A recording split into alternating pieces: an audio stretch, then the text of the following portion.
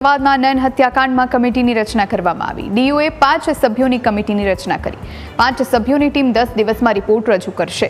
સંચાલક મંડળ, chartered accountant, શિક્ષણવિદનો સમાવેશ, 7th ડે સ્કૂલમાં બનેલી ઘટના અંગેનો રિપોર્ટ રજૂ કરાશે। શાળાએ રજૂ કરેલા ડોક્યુમેન્ટની ચકાસણી કરાશે। સીસીટીવી ડોનેશનના આક્ષેપ સહિતની તપાસ કરાશે। તપાસ કમિટીનો રિપોર્ટ શિક્ષણ વિભાગને સોંપવામાં આવશે। શાળાએ 18 પૈકી 13 દસ્તાવેજ જમા કરાવ્યા હતા।